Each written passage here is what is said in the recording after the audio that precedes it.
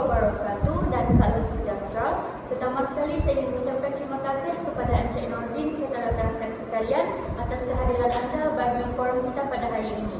Jadi, tajuk forum yang akan kami bincangkan ialah Munshi Abdul Wahab ataupun lebih dikenali sebagai Bapa Kesusasteraan Melayu Moden.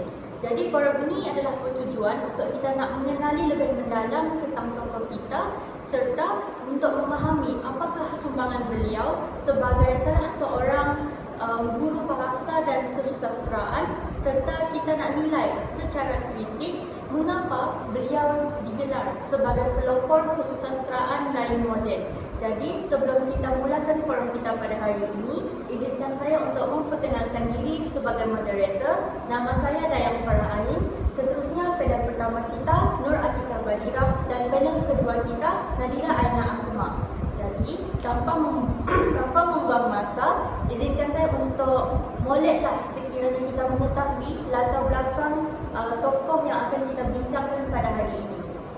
Jadi tokoh yang kita bincangkan ialah Abdul Wahab bin Abdul Qadir atau lebih dikenali sebagai Munshi Abdul Wahab. Beliau dilahirkan di Melaka pada 1796 dan meninggal dunia pada tahun 1854. Munshi Abdul Wahab ini berasal daripada keluarga yang berketurunan Tamil Arab dan ayah beliau juga merupakan seorang guru bahasa. Maka di sinilah Munshi telah pun mengikut jejak langkah bapa beliau untuk menjadi seseorang yang menguasai ilmu bahasa dengan mendalam. Jadi sepanjang hidup beliau ini, beliau berperanan sebagai seorang penulis, penterjemah dan guru bahasa. Gelaran yang paling besar ini diberikan kepada Munshi Abdul Wahab iaitu Bapa Kesusasteraan Melayu Moden kerana beliau telah memperkenalkan gaya penulisan yang realistik, berfakta dan bercorak autobiografi. Tanpa membuang masa, saya nak berikan peluang kepada panel pertama kita untuk kongsikan tentang tokoh kita pada hari ini. Terima kasih Farah atas perkongsian yang bernas sebentar tadi. Baiklah, seterusnya hadirin dan hadirat semua, saya akan membawa anda semua untuk mengenali sumbangan seorang tokoh yang wajib kita kenali, iaitu Munshi Abdul Wahab bin Abdul Qadir yang telah dikongsikan oleh Farah sebentar tadi. Jadi, sumbangan terbesar Munshi Abdul Wahab bukanlah sekadar menulis, tetapi beliau juga merevolusikan corak pemikiran dan penulisan Melayu. Bayangkan sebelum beliau, sastra kita didominasi oleh fantasi, mitos dan cerita dewa-dewi. Munshi Abdul Wahab berani mengubahnya. Beliau memperkenalkan genre beliau, genre baru iaitu penulisan yang realistik berdasarkan fakta sejarah dan juga pengalaman peribadi yang benar-benar berlaku. Beliau mengalihkan fokus dari istana ke kehidupan rakyat yang sebenar. Karya agung beliau, Hikayat Abdul Wahab, adalah bukti nyata. Ia merupakan autobiografi pertama dalam sastra Melayu yang mencatat pandangan kritis beliau terhadap masyarakat abad ke-19. Seterusnya, Munshi Abdul Wahab juga merupakan pejuang bahasa.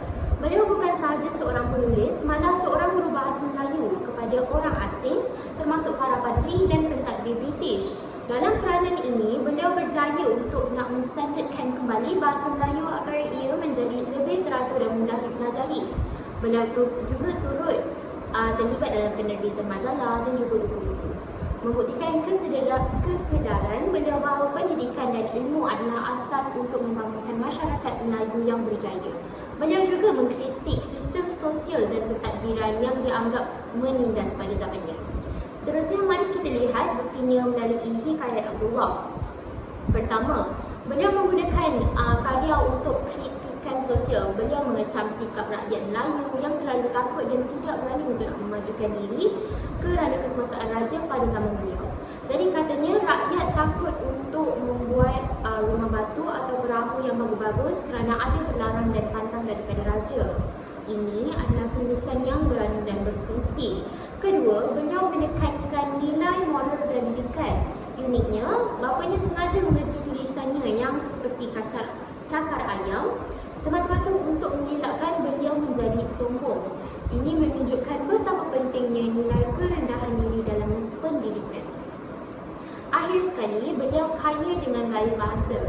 Beliau menggunakan simile yang berkesan. Ketika menggambarkan keseraman Singapura, beliau menulis ianya seperti kelakuan perempuan kematian suaminya. menyelitkan peribahasa seperti mulut disuap dan pantat diikat orang untuk meringkaskan situasi politik pada zaman itu. Jadi seterusnya saya akan menyerahkan kembali perkongsian ini kepada Tuan Farah. Jadi tadi kita dah dengar tentang sumbangan serta bukti Musya Abdullah. Jadi saya nak teruskan lagi dengan saya nak kongsikan 3 peranan besar Musya Abdullah. Jadi pertama, beliau juga berperanan sebagai seorang guru bahasa Melayu kepada pegawai British, termasuklah Stamford Raffles. Jadi melalui peranan di sinilah bahasa Melayu ni diperkenalkan dan orang cakap diperkenankan oleh pegawai-pegawai British untuk dijadikan bahasa Melayu ni sebagai bahasa rasmi dalam pentadbiran. Jadi yang kedua, Musya Abdullah juga berperanan sebagai jurutulis dan juru bahasa rasmi. Jadi peranan ini telah menjadikan beliau sebagai penghubung antara dunia barat serta dunia tanah Melayu. Beliau bukan sahaja menyampaikan maklumat tetapi juga memastikan bahasa Melayu ini digunakan dalam urusan rasmi dan ilmiah. Jadi yang ketiga, Musya Abdullah ini ialah antara tokoh terawal yang menyebarkan ilmu melalui penulisan bercetak. Jadi antara karya-karya beliau tadi telah pun disebutkan oleh panel pertama kita, iaitu sebagai contoh Hikayat Abdullah dan Kisah Pelayaran Abdullah. Jadi di sini penulisan beliau bukanlah sekadar nak memperkongsikan pengalaman, tetapi beliau nak menunjukkan bahawa ini akan menjadi bukti sejarah yang akan membuka mata kita sebagai masyarakat tentang realitinya kehidupan pada zaman beliau. Dan akhir sekali, beliau berperanan sebagai penghubung budaya Melayu dan Barat.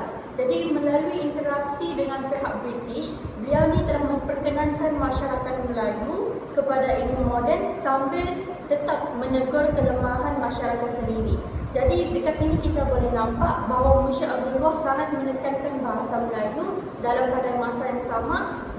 Beliau berusaha supaya masyarakat kita ni tidak ketinggalan zaman. Jadi seterusnya saya berikan peluang kepada panel kedua kita untuk kongsikan apa yang maklumat tambahan tentang Musya Abdullah. Terima kasih kepada Mariam Farah. Sekarang saya akan ceritakan dengan lebih lanjut mengenai idea tokoh iaitu Musya Abdullah sendiri.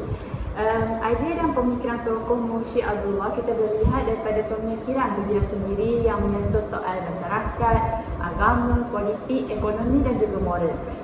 Beliau mengkritik sikap orang Melayu terhadap bahasa kerana perkara tersebut boleh kita lihat daripada sikap orang Melayu sendiri yang tidak bertamadun dan dianggap bodoh kerana tidak mahu belajar dan mencintai ilmu, sedangkan ilmu ini mempunyai banyak manfaatnya. Jadi beliau ingin mengubah pemikiran mereka ini dengan sebuah idea baru, iaitu mencuba untuk membuka pemikiran orang Melayu ke arah kebaikan dan kemajuan yang membandingkannya dengan orang Inggeris. Bukan sahaja itu, Musya Abdullah ini juga turut memperlihatkan perkembangan bahasa Melayu tersebut melalui karya kesusasteraan yang telah Daniel Atika sebut tadi kan. Malahan beliau menyedari betapa pentingnya buku Nahwu bahasa tersebut. Baginya, Nahwu sesebuah bahasa bukanlah dapat menyelesaikan 100% permasalah bahasa. Hal ini lebih nyata apabila Nahwu sesuatu bahasa dikaji oleh orang asing yang bahasa ibundanya sendiri bukanlah bahasa Melayu dan tujuan membuat kajian tersebut bukanlah berdasarkan kajian ilmiah, melainkan kerana kepentingan tertentu. Tambahan pula, beliau melihat Nahwu bahasa yang ditulis oleh orang asing itu hanyalah merupakan pengubah suaian Nahwu bahasa mereka sendiri yang cuba dipaksakan ke dalam bahasa Melayu. Selain itu juga, Musya Abdullah ini juga menegaskan kepada semua, terutamanya kepada masyarakat Melayu lah kita ini, betapa pentingnya bahasa Melayu ini untuk kita pelajari. Perkara tersebut kita boleh lihat dengan lebih jelas apabila beliau sangatlah berminat dalam mempelajari dan mendalami bahasa Melayu itu sendiri. Pemikiran tokoh ini amatlah bijak dan kritis kerana beranggapan betapa ruginya orang Melayu kerana tidak mahu mempelajari bahasa Melayu kerana ia merupakan bahasa jiwa mereka sendiri. Seterusnya saya akan beralih kepada tanggungjawab tokoh.